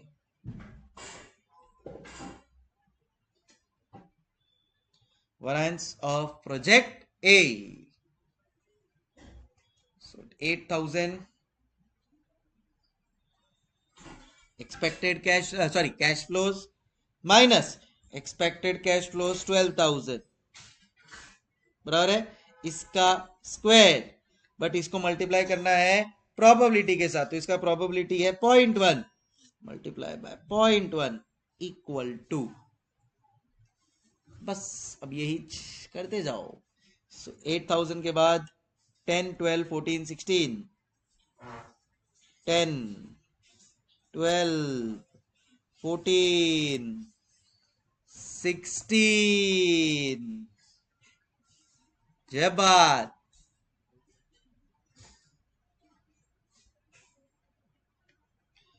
Into 0.2 0.4 0.2 0.1,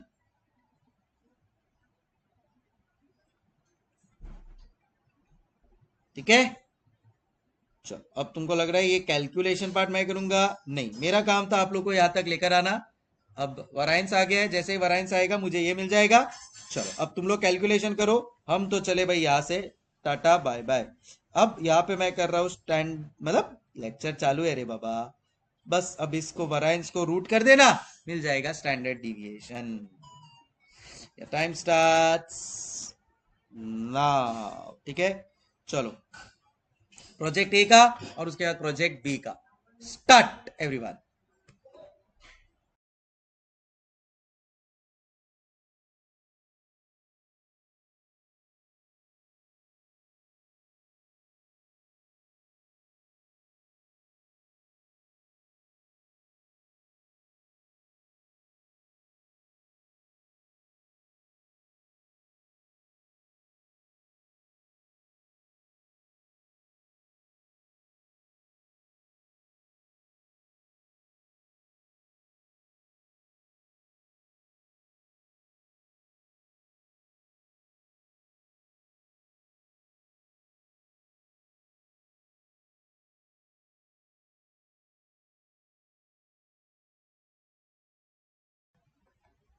हाँ भाई, कितना हुआ।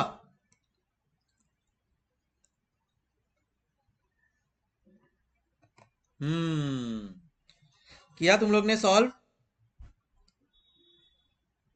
देखो कितना हुआ, बताओ बताओ आंसर्स बताओ यार, ऐसे क्या चुप बैठे हो। पूरा हो गया सर, तो आंसर क्यों नहीं लिखा है भाई, पूरा हो गया तो मुझे कैसे सपना आएगा कि तुम्हारा पूरा हो गया।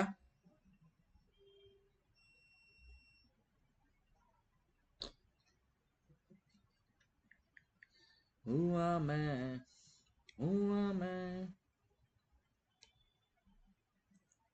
क्यों रे दीपक, कहाँ जाना है तेरे को, क्यों रे दीपक, कहाँ जाना है बेटा तेरे को। सो ये आता है 48 लाख,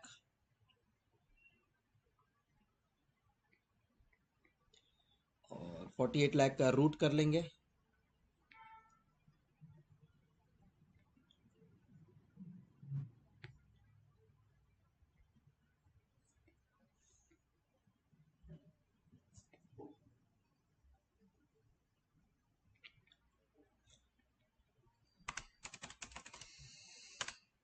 टू 2190 या 2191।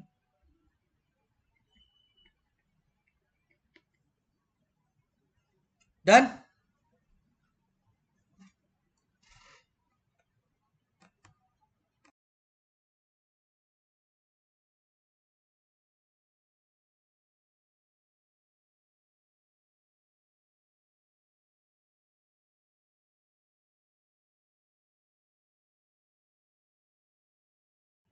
चलो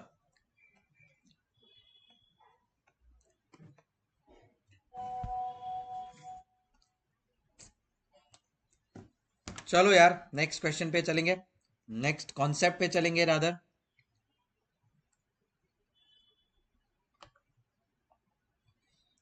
सो ए हो गया मेरा, बी हो गया मेरा, जो जो हो गया उसको टिक मारू।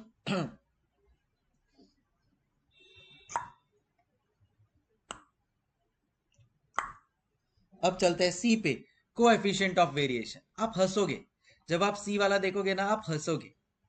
जी हाँ, आप हंसोगे। पता है क्यों? देखो मैं बताता हूँ क्यों। क्योंकि थर्ड है मेरा कोएफिशिएंट ऑफ वेरिएशन। इसका फॉर्मूला देखना और आपको लगेगा कि हाँ सर ये तो हो गया एग्जैक्टली exactly. चलो let's write down. Coefficient of variation will be COV equal to standard deviation upon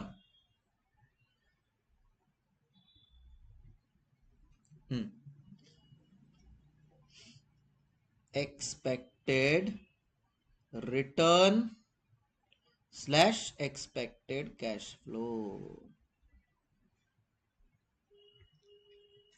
ठीक है, चलो स्टैंडर्ड डिविएशन है अपने पास एक्सपेक्टेड कैश फ्लो है, कोएफिशिएंट ऑफ वेरिएशन मिल जाएगा। समझे? यही क्वेश्चन का निकालो ना। सो इसी क्वेश्चन का कोएफिशिएंट ऑफ वेरिएशन निकालना है।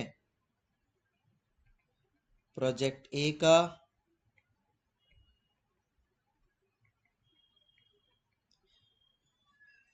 प्रोजेक्ट बी का।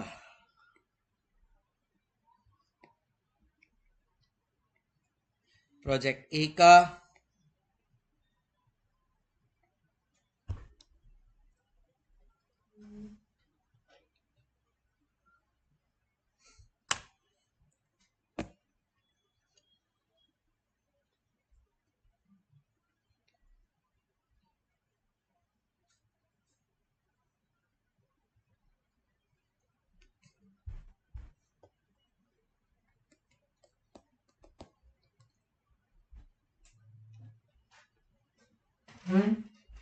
Project A project B. So COV क्या, स्टैंडर्ड डिविएशन क्या आएगा 2190.91 अपॉन एक्सपेक्टेड कैश फ्लो 12,000। तो 2190.91 divide by 12,000 and it is 0.1826। And दूसरा है बी का। बी का तो मैंने फाइंड आउट नहीं किया, मैं इसमें से देख लेता हूँ। 4195.23 डिवाइड बाय 16,000।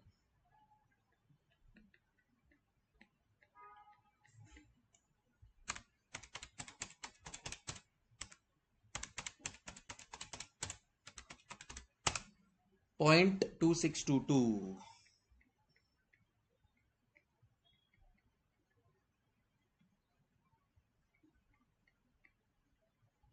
एंड याद रखना लोअर द बेटर। पूछो क्यों? क्योंकि ध्यान से समझना, standard deviation represents risk and जो भी चीज न्यूमरेटर में होती है ना, ठीक है, जो भी चीज न्यूमरेटर में होती है वो जितनी ज्यादा होती है उतना अपने लिए, सी न्यूमरेटर का कोई चीज है वो उसका रिप्रेजेंटेटिव बन जाता है। तो अगर स्टैंडर्ड डिविएशन न्यूमरेटर पे है तो 1 से ज्यादा जितना होगा, मतलब वो न्यूमरेटर जितना ज्यादा होगा उतना वो रिप्रेजेंट करेगा उस पर्टिकुलर प्रोजेक्ट को। तो अपने को रिस्क देखना है यहाँ पे, स्टैंडर्ड डिविएशन न्यूमरेटर पे तो वो रिस्क दिखा रहा है अपने को। तो प्रोजेक्ट ए और प्रोजेक्ट बी अपने को रिस्क कम चाहिए, तो जो न्यूमरेटर है, जो रिप्रेजेंटेटिव है, वो अगर रिटर्न होता तो मैं बोलता हायर द बेटर, क्योंकि हमको वो ज्यादा चाहिए। बट जो न्यूमरेटर है वो रिस्क है, we want it lower to be better, तो it is lower the better. समझे? मैं बता लिखवा देता हूँ, don't worry.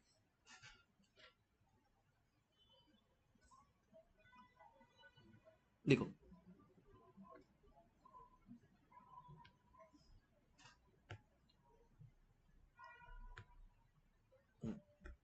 in a fraction in a fraction the numerator represents the overall scenario, and if the numerator represents return, then we want it to be as high as possible. But however, if the numerator represents standard deviation, that is risk, then we want it to be lower as much as possible. And therefore, we will say that COV has the representation of numerator by standard deviation, which is a measure of risk, which we always want to be lower. समझ गए everybody?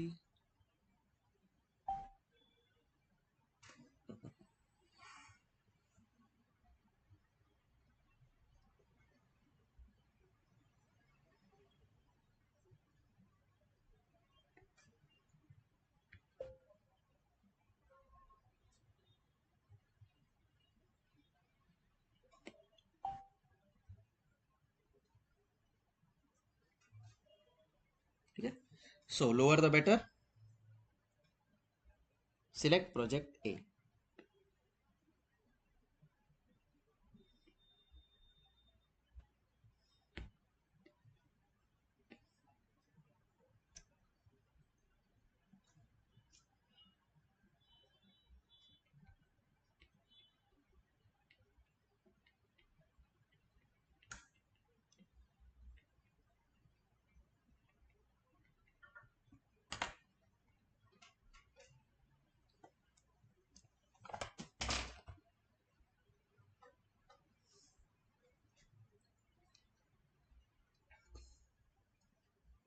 Oh yeah, it is return. Disadvantages of technology.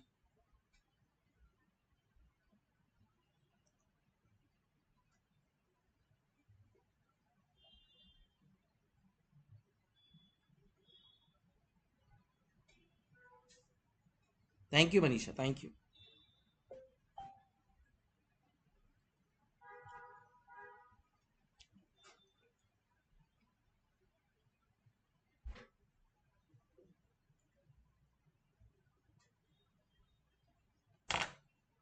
Done.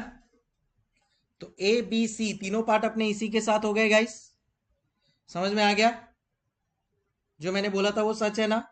एकदम लप्पू सा है। Yes. चल next के ऊपर चलते हैं। डी,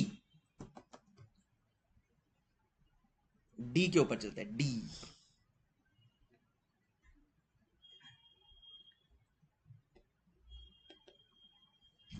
डी इज, सर आपने जो क्लास स्टार्ट होने पे म्यूचुअल फंड का एग्जांपल दिया था कि 3 लाख 15 साल बाद देंगे, अभी 1 लाख देंगे, तो उसमें कैश इनफ्लोस की डिस्काउंटिंग कौन से रेट को लेके करते होंगे? तो वो लोग डिस्काउंटिंग नहीं करते हैं, अपने को आईआरआर फाइंड करना पड़ता है और उससे अपने को पता चलता है that what exactly is the discounting rate. तो उन्होंने डिस्काउंट कर ली होती है, बट अपने को आईआरआर के मेथड के थ्रू फाइंड करने का कि कौन सा वो लोग ने मेथड यूज किया हुआ है।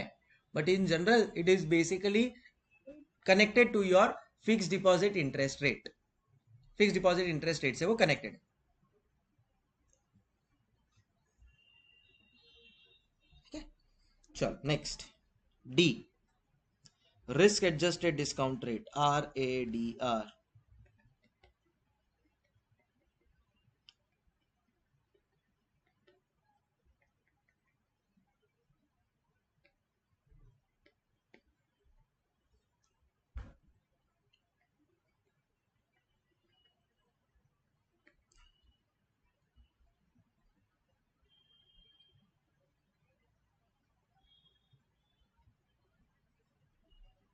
कॉपी. चल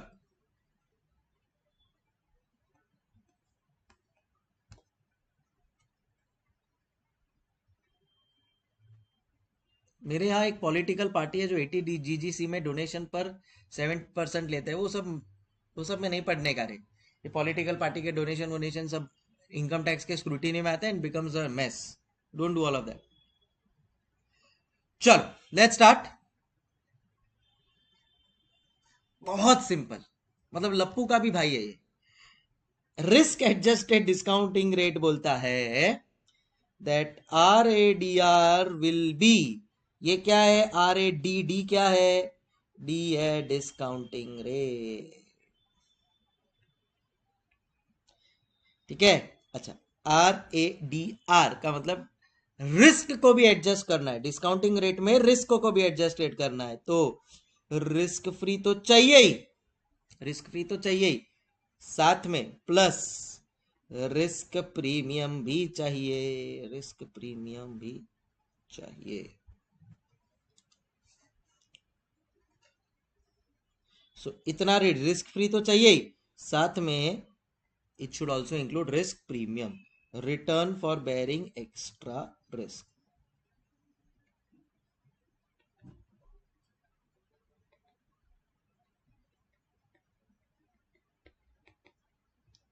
Return for bearing extra risk. बस. तो आपका डिस्काउंटिंग रेट क्या होगा,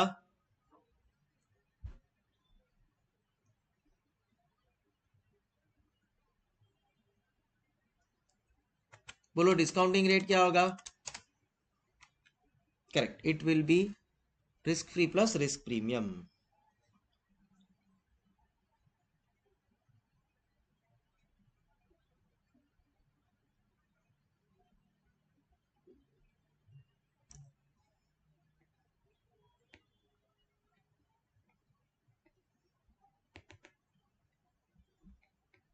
Therefore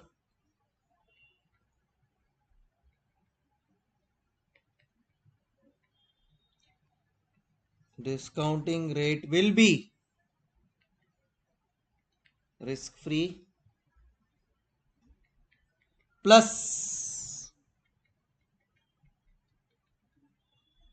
रिस्क प्रीमियम. सिंपल. आ जाओ क्वेश्चन नंबर 7 पे आ जाओ. अच्छा भाई, तो क्वेश्चन नंबर 6 तुम लोग का होमवर्क है. एक्चुअली 6 हो ही गया ना अपना. हाँ, दे देता हूँ, लिख देता हूँ.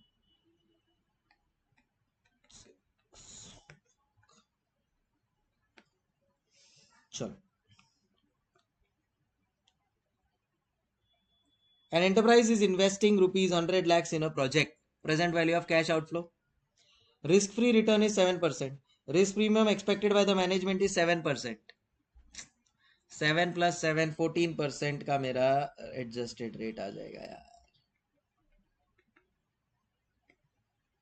समझे क्या तुम लोग, खोपड़ी समझे नहीं. Following is the estimated cash flows over the life of the project. Find net present value based on risk free rate and risk adjusted discount rate. Risk free rate and risk adjusted discount rate. आ जाओ question number 7 पे.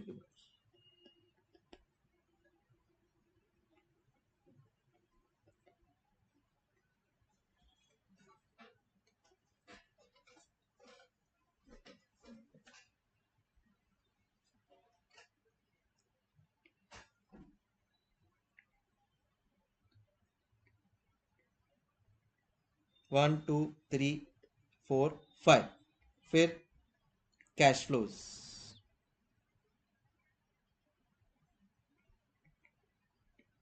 25 60 75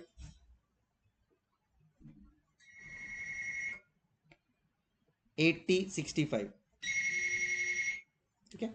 अब discounting factor, दो तरह के discounting factor है अपने पास।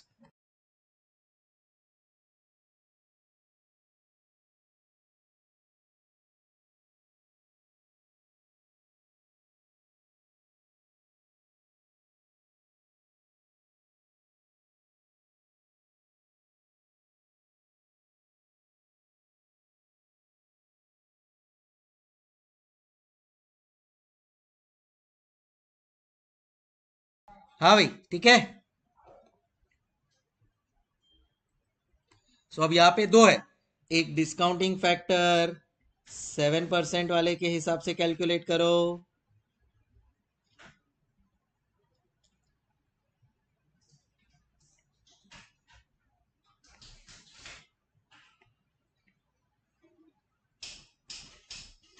और तो ये आ जाएगा मेरा एनपीवी।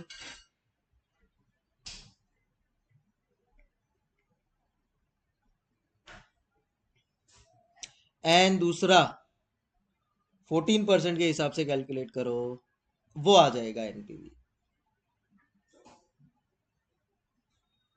तो इधर आ जाएगा एनपीवी बेस्ड ऑन 7%। अभी डिस्काउंटिंग फैक्टर 14% भी ले लो, फिर उसका आ जाएगा एनपीवी। हो गया, दैट्स इट। अब तुमको लग रहा है कि ये पूरा सॉल्विंग मैं करने वाला हूं? हाँ हाँ हाँ हाँ, चलो एक कर लेते हैं। 1 डिवाइड बाय 1.07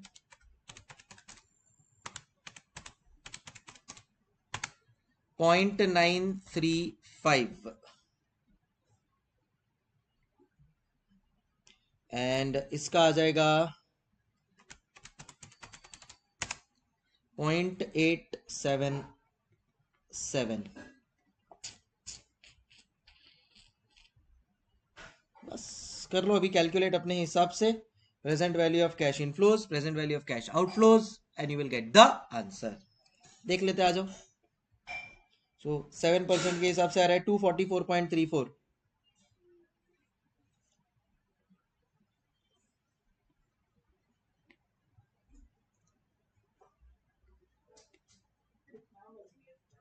बराबर है, लेस 100 तो 144.34, और दूसरा है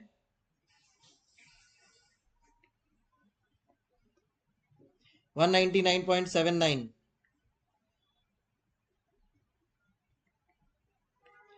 तो ये आता है 99.79।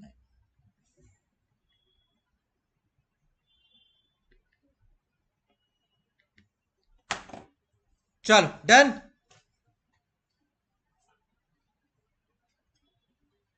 बस हो गया, यही है हमारा जवाब।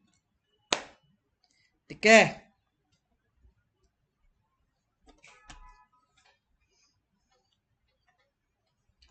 Any question still here? सब लोग को इधर तक क्लियर है? चलो डन। आज के लिए आई थिंक इतना ही काफी है। अच्छा हुआ अपना ए टू डी पार्ट हो गया है। कल अपने बाकी के पार्ट हो जाएंगे with one example, and we'll be looking very very systematic and smooth. Time for me to say hasta la vista guys, take care, keep smiling, thank you so much, bye bye.